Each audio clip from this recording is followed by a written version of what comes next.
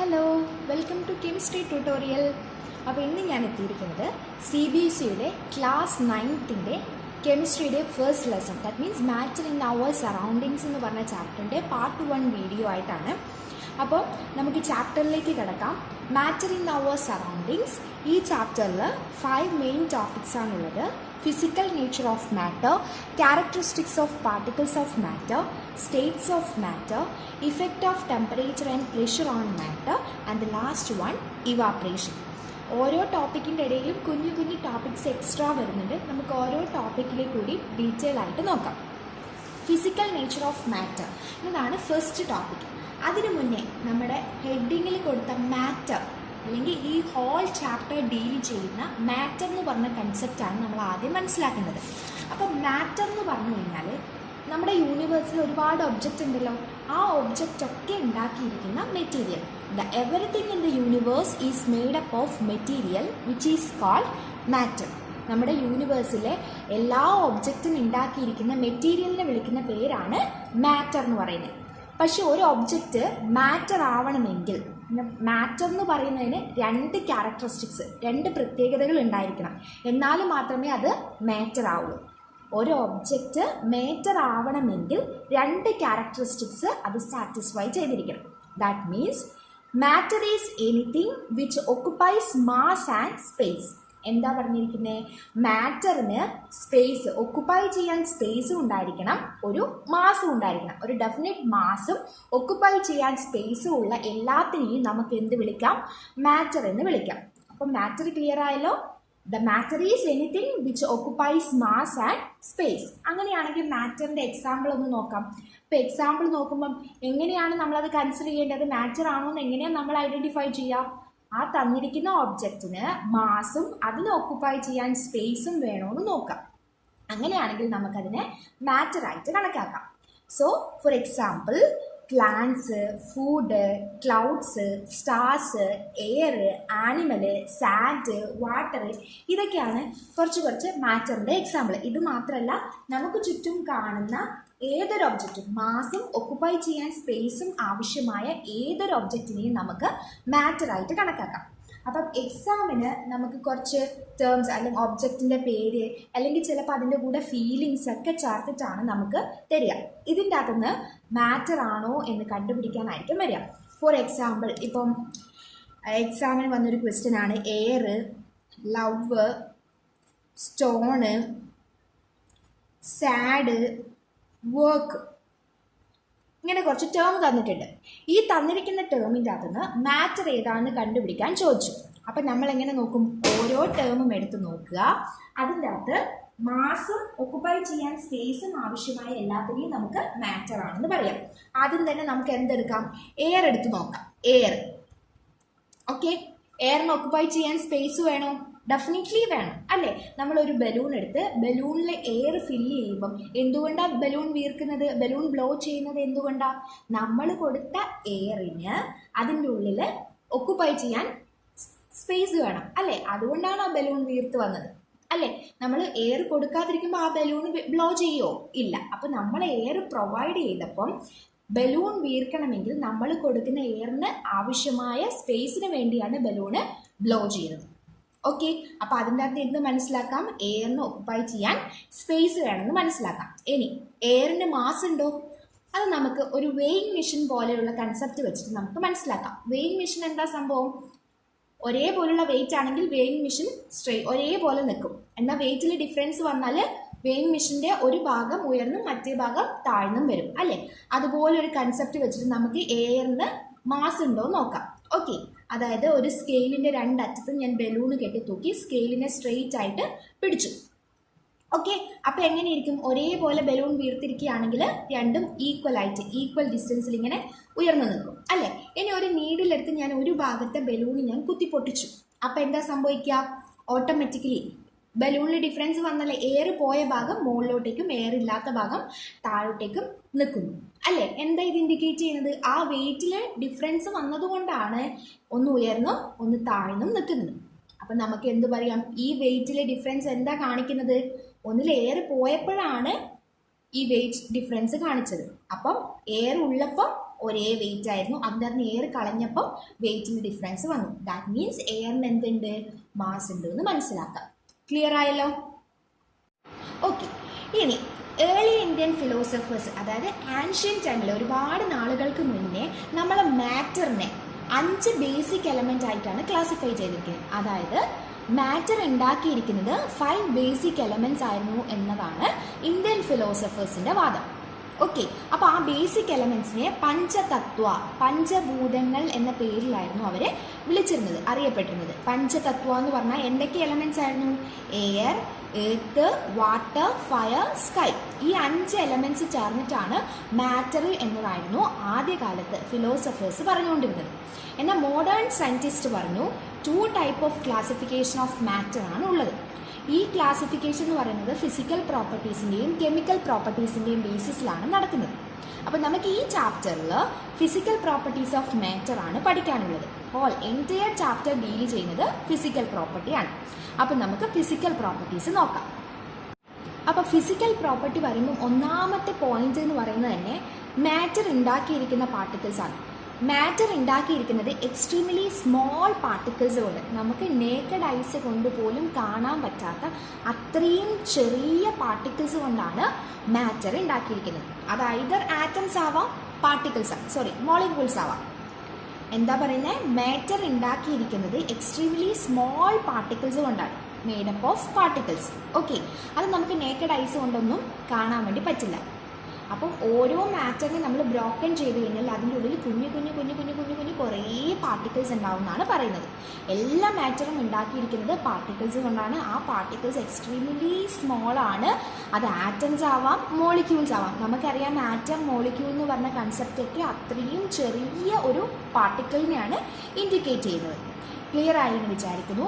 ഇനി അടുത്തത് characteristics of particles of matter ആണ്. മാറ്ററിൻ്റെ പാർട്ടിക്കിൾസിൻ്റെ ക്യാരക്ടറിസ്റ്റിക്സ്, പ്രത്യേകതയാണ് നോക്കുന്നത്. അപ്പോൾ അതിനു മുന്നേ നമുക്കൊരു എക്സ്പെരിമെൻ്റ് നോക്കാം. എക്സ്പെരിമെൻ്റ് എന്താണെന്ന് വെച്ചാൽ, ഞാനൊരു ബീക്കറിൽ, ഒരു ഗ്ലാസ്സിൽ വെള്ളം എടുത്തു. എന്നിട്ട് അതിൻ്റെ വാട്ടർ ലെവൽ മാർക്ക് ചെയ്തു. കണ്ടോ? വാട്ടർ ലെവൽ മാർക്ക് ചെയ്തിട്ടുണ്ട്. അതിനുശേഷം ഞാൻ എന്ത് ചെയ്തു? ഈ ഗ്ലാസിൻ്റെ അകത്ത് ഞാൻ കുറച്ച് സാൾട്ട് ആഡ് ചെയ്തു.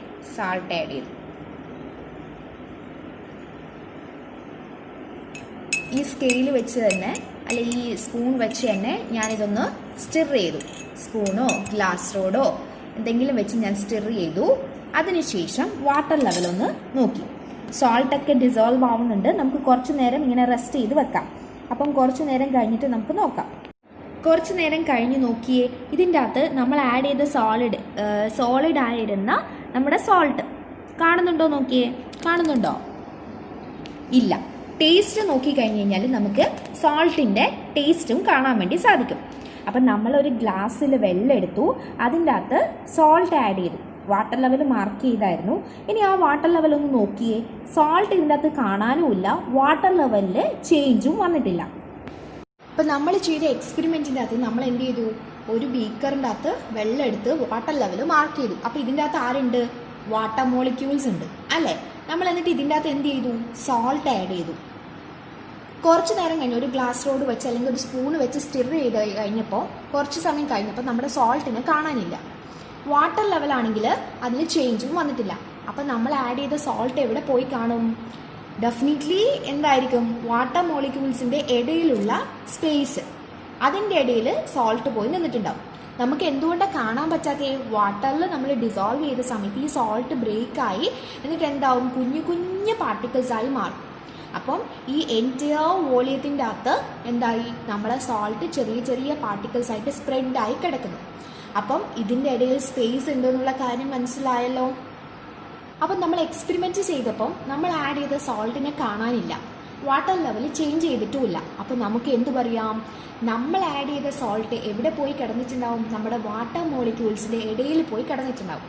അപ്പോൾ അങ്ങനെ കിടക്കണമെങ്കിൽ അതിൻ്റെ ഇടയിൽ സ്പേസ് വേണ്ടേ? ഓക്കെ. അപ്പം നമുക്ക് ക്ലിയർ ആയി, വാട്ടർ മോളിക്യൂൾ എന്ന് പറയുന്നത് എന്താണ്? ഒരു മാറ്റർ ആണ്. സോ നമുക്ക് എന്ത് പറയാം? Particles of matter have space between them. മാറ്ററിൻ്റെ പാർട്ടിക്കിൾസിൻ്റെ ഇടയിൽ സ്പേസ് ഉണ്ട്. അതുകൊണ്ടാണ് എന്ത് ചെയ്തത്, നമ്മൾ ആഡ് ചെയ്ത സോൾട്ട് പിന്നെ കാണാതെ ഇരുന്നത് അല്ലേ. അതെവിടെ പോയി നിന്നു, വാട്ടർ മോളിക്യൂൾസിൻ്റെ ഇടയിൽ കയറി നിന്നു. നിങ്ങളെ ടെക്സ്റ്റ് ബുക്കിൽ ഒരു ആക്ടിവിറ്റി കൊടുത്തിട്ടുണ്ട്. ആ ആക്ടിവിറ്റിയാണ് നമ്മളിപ്പോൾ ചെയ്തത്. ആക്ടിവിറ്റി 1.1 പറഞ്ഞിരിക്കുന്നത് അത് തന്നെയാണ്. ഒരു ബീക്കർ എടുത്തു, 100 ml വെള്ളം എടുത്തു, വാട്ടർ ലെവൽ മാർക്ക് ചെയ്തു, സാൾട്ട് ഓർ ഷുഗർ ആഡ് ചെയ്തു, എന്നിട്ട് ഒരു ഗ്ലാസ്സോട് വെച്ച് സ്റ്റിർ ചെയ്തു. അതിനുശേഷം വാട്ടർ ലെവൽ മാർക്ക് ചെയ്തു, 2 വാട്ടർ ലെവലും കമ്പയർ ചെയ്തു. അപ്പം നമുക്ക് എന്ത് കിട്ടി, നമ്മൾ ചെയ്തപ്പോൾ എന്ത് കിട്ടി, വാട്ടർ ലെവലിൽ ചേഞ്ചസ് ഒന്നും വന്നില്ല. അപ്പോൾ ഈ എക്സ്പെരിമെൻറ്റിൽ നിന്ന് നമുക്ക് എന്ത് മനസ്സിലാക്കാൻ പറ്റും, particle of matter have space between dum.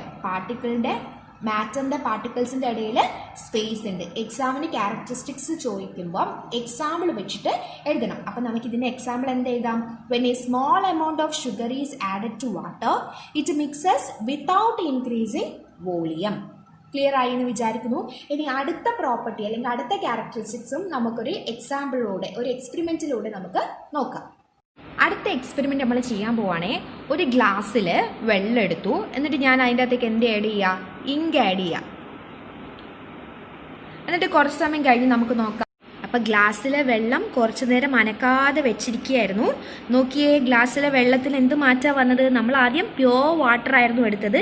Ink add ചെയ്തതിന് ശേഷം ദ ഹോൾ വാട്ടർ എന്തായിട്ട് മാറി, ഇതാ റെഡ് കളറായിട്ട് മാറി, അല്ലെങ്കിൽ ഒരു പിങ്കിഷ് കളറായിട്ട് മാറി. നമ്മളൊരു പിങ്കിഷ് റെഡ് കളറുള്ള ഇങ്ക് ആയിരുന്നു ആഡ് ചെയ്തത്. ഇപ്പോൾ ഹോൾ വാട്ടർ എന്തായി, പിങ്ക് കളറായിട്ട് മാറി. അപ്പോൾ ഇതിൽ നിന്ന് എന്ത് മനസ്സിലാക്കാം, നമ്മൾ എടുത്തത് ഒരു ഗ്ലാസ് പ്യുവർ വാട്ടർ അല്ലേ, അതിൻ്റെ അകത്തേക്ക് നമ്മൾ ഒരു സ്പൂണിൽ ഒരു കുറച്ച് ഇങ്കാണ് ആഡ് ചെയ്തത്. അപ്പോൾ ആ കുറച്ച് ആഡ് ചെയ്ത ഇങ്കിലുള്ള പാർട്ടിക്കിൾസ് എന്തായി, ഇത് എൻറ്റയർ വോളിയം ഓഫ് വാട്ടറിൽ സ്പ്രെഡായി. അപ്പോൾ അങ്ങനെ സ്പ്രെഡ് ആവണമെങ്കിൽ ഇങ്കിലുള്ള പാർട്ടിക്കിൾസ് മൂവ് ചെയ്തുകൊണ്ടല്ലേ സ്പ്രെഡ് ആയത്. അത് നമ്മൾ സ്റ്റിർ പോലും ചെയ്തില്ല. അപ്പോൾ എന്താ, പാർട്ടിക്കിൾസ് തന്നെത്താനെ ഇറ്റ്സെൽഫ് മൂവ് ചെയ്യുക ചെയ്തത്. അപ്പം നമുക്ക് എന്ത് പറയാം, particles of matter are moving. അതുകൊണ്ടാണ് എന്ത് സംഭവിച്ചത്, നമ്മൾ എടുത്ത വെള്ളം പിങ്ക്, ഹോൾ വാട്ടർ പിങ്ക് കളറായി. അപ്പം ഇതിനുള്ള കാരണം എന്താ, കാരണം പാർട്ടിക്കിൾസ് മൂവ് ചെയ്യുന്നുണ്ട്. അപ്പം മാറ്റർ പാർട്ടിക്കിൾസിൻ്റെ രണ്ടാമത്തെ ക്യാരക്ടറിസ്റ്റിക്സ് കിട്ടിയല്ലോ, particles of matter are moving. Example നമുക്ക് ഇതല്ലാതെ വേറൊരു കാര്യം പറയാം. ഒരു ക്രിസ്റ്റലാണ് എടുത്തത്. When A crystals of copper sulphate എന്ന് പറഞ്ഞ ഒരു ക്രിസ്റ്റൽ ഉണ്ട്, അതിൻ്റെ കളറ് ബ്ലൂ കളറാണ്. അത് ആഡ് ചെയ്തു, ഒരു ഗ്ലാസ്സിൽ വെള്ളം എടുത്തിട്ട് കോപ്പർ സൾഫേറ്റ് ക്രിസ്റ്റൽ ആഡ് ചെയ്തു. അപ്പോൾ എന്ത് സംഭവിക്കും, blue colour of copper sulphate diffuses throughout the whole volume of water. ഇപ്പം സംഭവിച്ച പോലെ തന്നെ ആ ക്രിസ്റ്റലിൽ 2 ക്രിസ്റ്റലെ ആഡ് ചെയ്തുള്ളെങ്കിലും ആ എൻറ്റയർ വോളിയത്തിന് എന്ത് കളർ കിട്ടി, ബ്ലൂ കളർ കിട്ടി. കാരണം എന്താ, കോപ്പർ സൾഫേറ്റിലുള്ള പാർട്ടിക്കിൾസ് ആ എൻറ്റയർ വോളിയത്തിൽ സ്പ്രെഡായി. എങ്ങനെ, പാർട്ടിക്കിൾസ് മൂവ് ചെയ്തു. ഇതേപോലെ ഒരു എക്സാമ്പിൾ തന്നെയാണ് പൊട്ടാസ്യം പെർമാംഗനേറ്റിൻ്റെ ക്രിസ്റ്റൽ.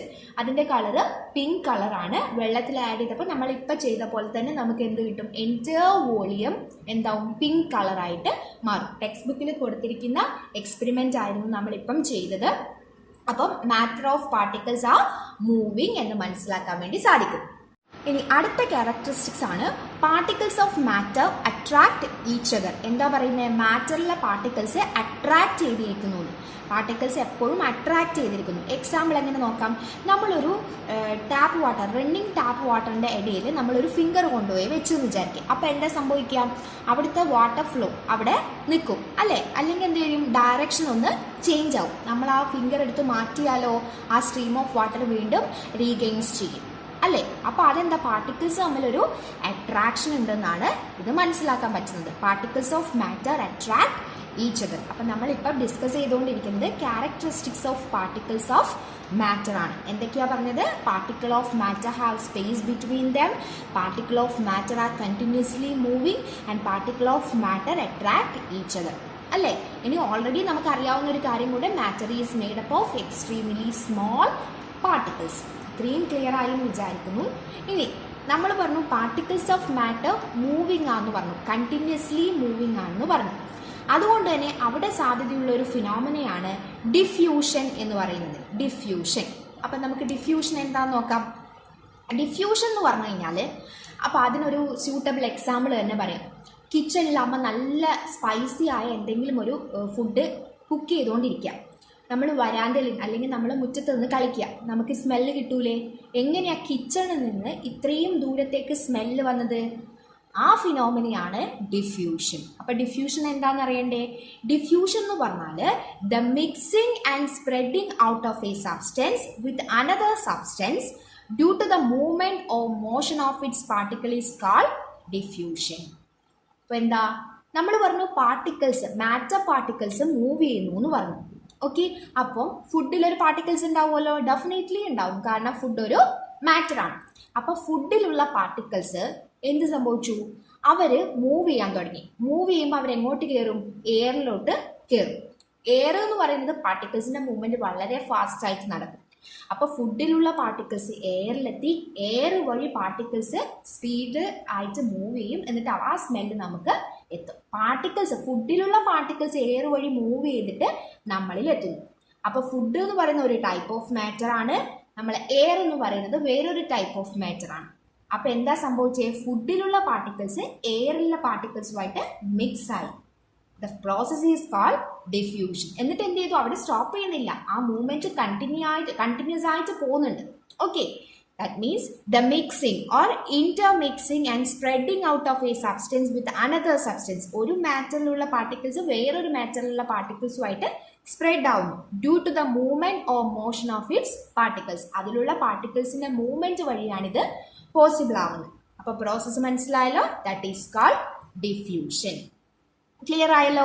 ഓക്കെ, ഇനി എക്സാമ്പിൾ നമുക്ക് വേറൊന്ന് നോക്കാം. We can get the smell of perfume sitting several metres away. Correct അല്ലേ? നമ്മൾ ഒരുപാട് ദൂരെ നിന്ന് കഴിഞ്ഞാലും നമുക്ക് എന്ത് കിട്ടും? പെർഫ്യൂമിന്റെ സ്മെല്ല് കിട്ടും. അടുത്ത് തന്നെ പോയി നിൽക്കണമെന്നില്ല. കാരണം എന്താ? പെർഫ്യൂമിൽ ഒരു ടൈപ്പ് ഓഫ് പാർട്ടിക്കിൾസ് ഉണ്ട്. ആ പാർട്ടിക്കിൾസ് എങ്ങോട്ട് കയറും? എയറിൽ കയറും. അപ്പോൾ എയർ വഴി അവർ മൂവ് ചെയ്യും. പാർട്ടിക്കിൾസ് പെർഫ്യൂമിൽ നിന്ന് എയറിലേക്ക് മൂവ് ചെയ്തുകൊണ്ടാണ് എയർ വഴി നമ്മളിൽ എത്തുന്നത്. അപ്പോൾ പാർട്ടിക്കിൾസ് മൂവ്മെന്റ് പോസിബിൾ ആണെന്ന് നമുക്ക് പഠിച്ചു. ഇന്റർമിക്സിംഗ് നടക്കുന്നുണ്ടെന്ന് പഠിച്ചു. ആ ഇന്റർമിക്സിങ്ങിനെ എന്ത് വിളിച്ചു? ഡിഫ്യൂഷൻ എന്ന് വിളിച്ചു. Okay, another example, smell of hot sizzling food reaches you several metres away. നമ്മൾ ഓൾറെഡി പറഞ്ഞ കാര്യമാണ്. ക്ലിയർ ആണെന്ന് വിചാരിക്കുന്നു. ഇനി അടുത്ത ടോപ്പിക് എന്ന് പറഞ്ഞാൽ നമ്മൾ ഡിഫ്യൂഷനെ ഇൻഫ്ലുവൻസ് ചെയ്യുന്ന ഫാക്ടേഴ്സ് ആണ്. The rate of diffusion changes വിത്ത്. ഏതൊക്കെ ഫാക്ടർ കാരണം നമ്മുടെ ഡിഫ്യൂഷൻ്റെ റേറ്റ് ചേഞ്ച് ആവാം? അതിന് നമുക്കൊരു എക്സ്പെരിമെൻ്റ് തന്നെ നമുക്ക് നോക്കാം. ഞാൻ ഒരു ക്ലാസ് റൂമിൽ, ഇതൊരു ക്ലാസ് റൂമാണെങ്കിൽ ക്ലാസ് റൂമിൻ്റെ കോർണറിൽ ഒരു ഇൻസെൻസ് സ്റ്റിക്ക് അല്ലെങ്കിൽ ഒരു അഗർബത്തി പ്ലേസ് ചെയ്തു. വെറുതെ അഗർബത്തി ഇങ്ങനെ വെച്ചേക്കുക. അപ്പോൾ നമ്മൾ പുറത്ത് നിൽക്കുക, ക്ലാസ് റൂമിന് പുറത്ത് നിൽക്കുക. നമുക്ക് സ്മെല്ല് കിട്ടുമോ? ചാൻസ് കുറവാണ്, സ്മെല്ല് കിട്ടത്തില്ല. നമ്മൾ എന്നാൽ ഈ അഗർബത്തി സ്റ്റാൻഡിൻ്റെ അടുത്തേക്ക് പോയി കഴിഞ്ഞാൽ നമുക്ക് അവിടെ അഗർബത്തി വെച്ചിട്ടുണ്ടെന്ന് മനസ്സിലാവും, അല്ലെങ്കിൽ ഇൻസെൻസ് സ്റ്റിക്ക് വെച്ചിട്ടുണ്ടെന്ന് മനസ്സിലാവും അല്ലേ? അടുത്തേക്ക് പോകണം. ഇനി കുറച്ച് കഴിഞ്ഞതിന് ശേഷം ഞാൻ ഈ അഗർബത്തി അല്ലെങ്കിൽ ഇൻസെൻസ് സ്റ്റിക്ക് ഞാൻ ലൈറ്റ് ചെയ്തു, കത്തിച്ചു. അപ്പോൾ ഇവിടെ തന്നെ പോകണമെന്നുണ്ടോ? ഇല്ല. ക്ലാസ് റൂമിന് വെളിയിൽ നിന്ന് കഴിഞ്ഞാലും നമുക്ക് എന്ത് കിട്ടും? നമുക്ക് സ്മെല്ല് കിട്ടും. ഓക്കെ, ക്ലിയർ ആയോ? അപ്പോൾ അതെന്തുകൊണ്ടാണ്?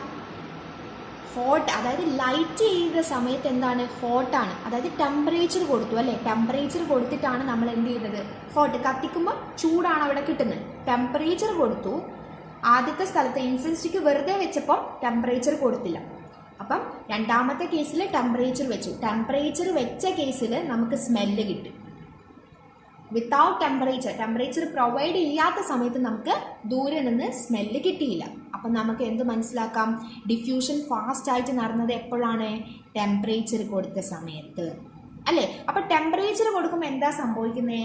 ടെമ്പറേച്ചർ കൊടുക്കുന്ന സമയത്ത്, ടെമ്പറേച്ചർ പ്രൊവൈഡ് ചെയ്യുന്ന സമയത്ത് പാർട്ടിക്കിൾസിന് കൈനറ്റിക് എനർജി കൂടും. കൈനറ്റിക് എനർജി എന്താ? ഈ കൈനറ്റിക് എനർജി എന്ന് പറഞ്ഞാൽ, കൈനറ്റിക് എനർജി എന്ന് പറഞ്ഞാൽ മൂവ്മെന്റിന് ഹെൽപ്ഫുൾ ആയ എനർജിക്കാണ് നമ്മൾ കൈനറ്റിക് എനർജി എന്ന് പറയുന്നത്. അപ്പം നമ്മൾ ടെമ്പറേച്ചർ കൊടുക്കുമ്പോൾ ഓട്ടോമാറ്റിക്കലി പാർട്ടിക്കിൾസിൻ്റെ കൈനറ്റിക് എനർജി കൂടും. അപ്പോൾ പാർട്ടിക്കിൾസിൻ്റെ കൈനറ്റിക് എനർജി കൂടിക്കഴിഞ്ഞ് കഴിഞ്ഞാൽ മൂവ്മെൻറ്റ് വേഗമാവും, ഫാസ്റ്റായിട്ട് നടക്കും. വേഗത്തിൽ മൂവ്മെൻറ്റ് നടക്കുമ്പോൾ, പാർട്ടിക്കിൾസ് വേഗത്തിൽ മൂവ് ചെയ്യുമ്പോൾ എയറിലൂടെ നമുക്ക് സ്മെല്ല് വേഗത്തിൽ കിട്ടും. ക്ലിയർ ആയോ? അതുപോലെ തന്നെയാണ് നമ്മൾ ഒരു സ്ഥലത്ത് ഐസ്ക്രീമും ഒരു ഹോട്ട് പിസയും വെച്ചു. ഐസ്ക്രീമും ഹോട്ട് പിസയും വെച്ചു. നമുക്ക് സ്മെല്ല് ആദ്യം ഏതിൻ്റെ ക്യാച്ച് ചെയ്യാൻ പറ്റുക? പിസയുടെ ആയിരിക്കും നമുക്ക് ക്യാച്ച് ചെയ്യാൻ പറ്റുക. എപ്പോഴും ഹോട്ട് കഴിഞ്ഞതിന് ശേഷം മാത്രമേ കോൾഡ് എന്ന് സ്പ്രെഡിങ് നടക്കുള്ളൂ. ടെമ്പറേച്ചർ കൂടുന്നതിനനുസരിച്ച് ഡിഫ്യൂഷൻ ഫാസ്റ്റ് ആയിട്ട് നടക്കും. എന്തുകൊണ്ടാണ് ക്ലിയർ ആയല്ലോ? ഒന്നുകൂടി പറയാം. Rate of diffusion changes with first one temperature. Temperature എന്ന് പറഞ്ഞ ഫാക്ടർ ഡിഫ്യൂഷനെ ഇൻഫ്ലുവൻസ് ചെയ്യുന്നു. എങ്ങനെ? Particle move faster at higher temperature. For example, we get smell of pizza easily as compared to that of ice cream. നമ്മൾ പറഞ്ഞ example തന്നെയല്ലേ. ഇനി incense സ്റ്റിക്കിൻ്റെ അത് നിങ്ങളുടെ ടെക്സ്റ്റ് ബുക്കിൽ കൊടുത്ത എക്സ്പെരിമെൻ്റ് ആണ്. ഞാൻ എക്സ്പെരിമെൻ്റ് ഡീറ്റെയിൽ ആയിട്ട് വായിക്കുന്നില്ല.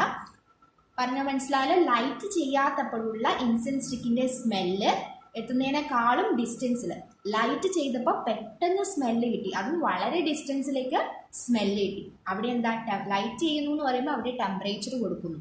ടെമ്പറേച്ചർ കൊടുക്കുമ്പോൾ കൈനറ്റിക് എനർജി കൂടും പാർട്ടിക്കിൾസിൻ്റെ. ആരുടെ കൈനറ്റിക് എനർജി?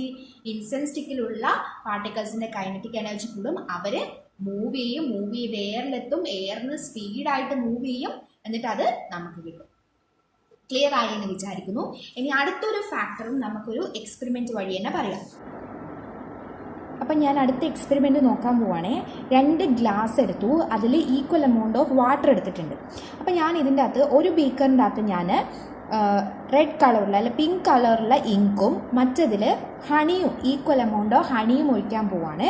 അപ്പോൾ അതിൻ്റെ സ്പ്രെഡിങ് ക്ലിയർ ആയിട്ടൊന്ന് ഒബ്സർവ് ചെയ്ത് നോക്ക്. ആരാണ് ഫാസ്റ്റായിട്ട് ഡിഫ്യൂസ് ചെയ്യുന്നത്? ലാസ്റ്റ് ഫൈനലി അവർക്ക് എന്ത് സംഭവിക്കുന്നു എന്നൊക്കെ ഒന്ന് നോക്കണേ. ആഡ് ചെയ്യണേ.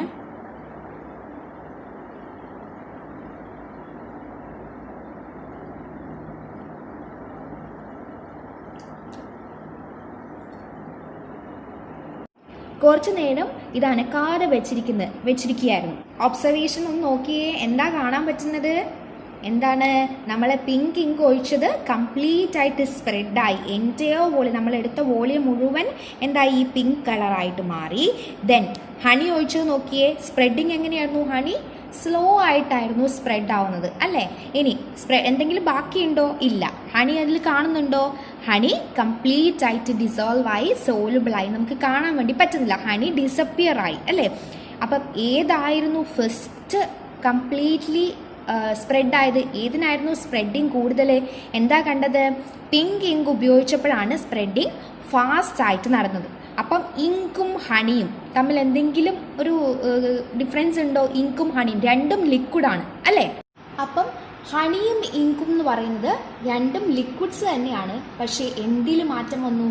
ഹണി എന്ന് പറയുമ്പം ഇച്ചിരി തിക്നെസ് കൂടുതൽ, ദാറ്റ് മീൻസ് ഡെൻസിറ്റി കൂടുതലാണ്. ഓക്കെ. ദെൻ ഇങ്കോ ഡെൻസിറ്റി കുറവാണ്. അപ്പോൾ ഡെൻസിറ്റി കുറഞ്ഞ ഇങ്കല്ലേ പെട്ടെന്ന് സ്പ്രെഡായത്. അപ്പം നമുക്ക് എന്ത് പറയാൻ പറ്റും? റേറ്റ് ഓഫ് ഡിഫ്യൂഷൻ അല്ലെങ്കിൽ ഡിഫ്യൂഷൻ്റെ fastness decreases with density of a liquid. എന്താ പറയുന്നത്? ലിക്വിഡിൻ്റെ ഡെൻസിറ്റി കൂടുന്നതിനനുസരിച്ച് ഡിഫ്യൂഷൻ സ്ലോ ആയിട്ട് വരും. ഡിഫ്യൂഷൻ കുറഞ്ഞ റേറ്റിലല്ലേ നടന്നേ? ഹണിക്ക് സ്പ്രെഡ് ആവാൻ ഒരുപാട് സമയമെടുത്തു. പക്ഷേ ഇങ്ക് വളരെ പെട്ടെന്ന് തന്നെ സ്പ്രെഡായി. അപ്പോൾ ഇതിൽ നിന്ന് എന്താ മനസ്സിലാക്കാൻ പറ്റുന്നത്? Rate of diffusion decreases with density of a liquid. Example എങ്ങനെ പറയും? If you add a drop of ink and honey in two separate jar filled with water, it will be observed that honey take longer time to reach the bottom of the jar as compared to that taken by ink. Clear ആയല്ലോ? അപ്പോൾ rate of diffusion change ചെയ്യാൻ വേണ്ടി 2 factors ഉണ്ട്. ഏതൊക്കെയാണ്? Temperature കൂടുന്നതിനനുസരിച്ച് ഡിഫ്യൂഷൻ്റെ rate കൂടും. That means diffusion fast ആയിട്ട് നടക്കും. ഡെൻസിറ്റി ഓഫ് എ ലിക്വിഡാണ് രണ്ടാമത്തെ ആൾ. അതെന്താ പറയുന്നത്? ലിക്വിഡിൻ്റെ ഡെൻസിറ്റി കൂടുന്നതിനനുസരിച്ച് ഡിഫ്യൂഷൻ സ്ലോ ആകും. Rate of diffusion slow decrease ചെയ്യും. ഓക്കെ. ഇനി അടുത്തൊരു ഫാക്ടർ എന്ന് പറയുന്നത് ഗ്യാസ്, ലിക്വിഡ്, സോളിഡ്. ഇത് 3 സ്റ്റേറ്റാണ്. 3 ഡിഫറെൻറ്റ് സ്റ്റേറ്റിലിരിക്കുന്ന ആൾക്കാരാണ്. ഇവർക്ക് ആർക്കായിരിക്കും ഡിഫ്യൂഷൻ ഫാസ്റ്റ് ആയിട്ട് നടക്കുക? അതിൻ്റെ സ്റ്റേറ്റിൻ്റെ പ്രത്യേകതകളൊക്കെ നമുക്ക് അടുത്ത ടോപ്പിക്കിൽ നോക്കാം. ഇപ്പം നമുക്ക് ജസ്റ്റ് അതിൽ ആർക്കായിരിക്കും കൂടുതൽ എത്രയും പെട്ടെന്ന് ഡിഫ്യൂഷൻ നടക്കുക നോക്കാം.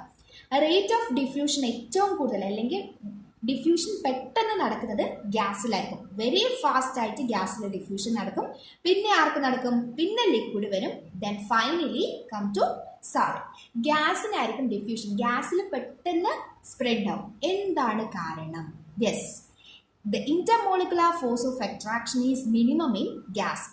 നമ്മുടെ പാർട്ടിക്കിൾസ് ഗ്യാസിൽ, സോളിഡ്സിൽ, എല്ലാത്തിലും തന്നെ ലിക്വിഡ്സിൽ എല്ലാത്തിലും തന്നെ എന്തുണ്ട്?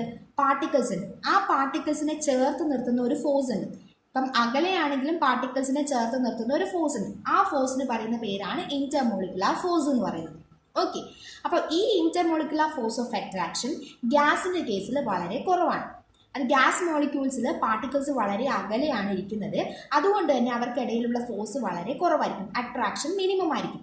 അതുകൊണ്ട് തന്നെ ഈസി ആയിട്ട് ഡിഫ്യൂഷൻ നടക്കാൻ വേണ്ടി സാധിക്കും, സ്പ്രെഡ് ചെയ്ത് പോകാൻ എളുപ്പമായിരിക്കും. ഇന്റർമോളിക്കുലർ ഫോഴ്സ് ഓഫ് അട്രാക്ഷൻ കുറവായതുകൊണ്ട് സ്പ്രെഡിങ് അല്ലെങ്കിൽ ഡിഫ്യൂഷൻ ഫാസ്റ്റ് ആയിട്ട് നടക്കും.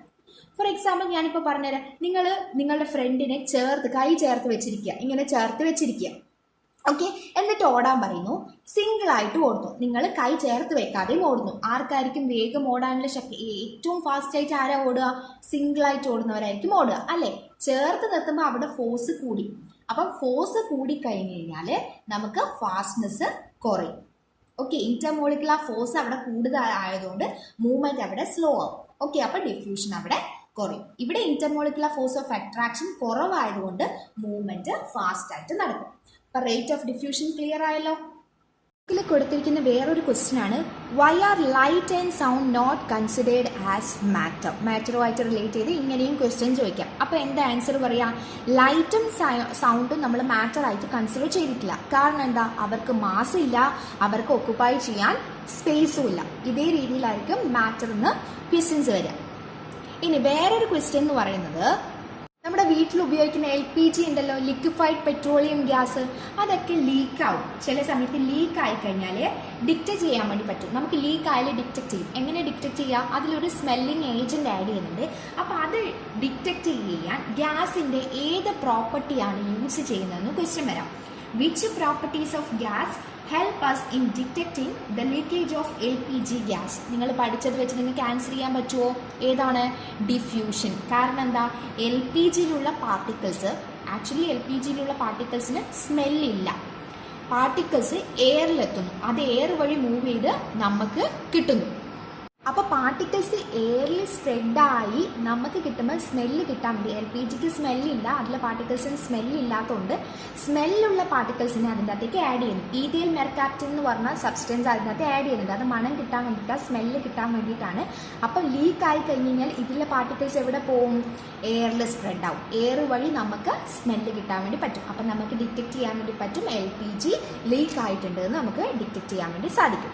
ഇനി വേറെ ഒരു ക്വസ്റ്റ്യൻ എന്ന് പറയുന്നത്, a diver is able to cut through water in a swimming pool, which properties of matter does this observation show? ഏതായിരിക്കും? നമ്മളെ ക്യാരക്ടറിസ്റ്റിക്സ്, മാറ്റർ പാർട്ടിക്കിൾസിന്റെ ഒരു ക്യാരക്ടറിസ്റ്റിക്സുമായിട്ട് റിലേറ്റ് ചെയ്ത കാര്യമാണ്. ഏതാണ്? Particles of water attract each other. Attract ചെയ്യുന്നുണ്ട്, water particles attract ചെയ്യുന്നുണ്ട്. പക്ഷെ എന്തുണ്ട്? But the attraction is not strong enough to prevent the divot to cut through water. എന്ത് ചെയ്യുന്നില്ല? ആ അട്രാക്ഷൻ എന്ന് പറയുന്നത് നമുക്ക് ഡിവറിന്, സ്വിമ്മിംഗ് പൂളിൽ നമ്മളിങ്ങനെ രണ്ട് കൈയും കാലും വെച്ചിട്ടല്ലേ വാട്ടറിനെ ഇങ്ങനെ നമ്മൾ ഓരോ സ്പേസിലേക്ക്, ഡയറക്ഷനിലേക്ക് മാറ്റിയാണ് നമ്മൾ സ്വിം ചെയ്യുക, അല്ലേ? അപ്പോൾ ആ സമയത്ത് ആ അട്രാക്ഷൻ എന്ന് പറയുന്നത് ഒരു ഡിവർക്ക് അതിനെ കട്ട് ചെയ്ത് പോകാൻ പാകത്തിനുള്ളത് ആയിരിക്കും. അതുകൊണ്ട് ലിക്വിഡിൻ്റെ അകത്ത് എന്തുണ്ട്? അത്ര അട്രാക്ഷൻ ഇല്ല. എന്നാൽ സോളിഡിൻ്റെ മുകളിൽ കൂടി നമുക്ക് അങ്ങനെ പോകാൻ പറ്റുമോ? ഒരിക്കലും ഇല്ല. കാരണം എന്താ? ഫോഴ്സ് ഓഫ് അട്രാക്ഷൻ വളരെ കൂടുതലാണ്. അപ്പോൾ ഇന്നത്തെ വീഡിയോയിൽ നമ്മൾ ഫിസിക്കൽ പ്രോപ്പർട്ടീസ് ഓഫ് മാറ്റർ ആണ് നോക്കിയത്. Matter is anything which has mass and occupies space. Okay, and all the matter is made up of extremely smaller particles. We already learned that. Okay, then we discuss about characteristics of particles of matter. What are they? Particles of matter have space between them. Particles of matter are continuously moving. Particles of matter attract each other. And the movement is based on a property, that a phenomenon which is called diffusion. What is diffusion? The mixing and spreading out of a substance with another substance due to the movement or motion of its particle is called diffusion. Okay, and the rate of diffusion changes with temperature and density. How do you change? Particles move faster at higher temperature, and in the case of density, rate of diffusion decreases with the density of a liquid. And what about the diffusion in different states? The gases diffuse very fastly, then come to liquid, then finally solid. why gases diffuse very fastly? Because the intermolecular force of attraction is minimum in case of gases. Okay, clear ആയി എന്ന് വിചാരിക്കുന്നു. എന്തെങ്കിലും doubt ഉണ്ടെങ്കിൽ കമൻറ്റിലൂടെ അറിയിക്കാവുന്നതാണ്. അടുത്ത പാർട്ടുമായിട്ട് next വീഡിയോയിൽ കാണാം. Thank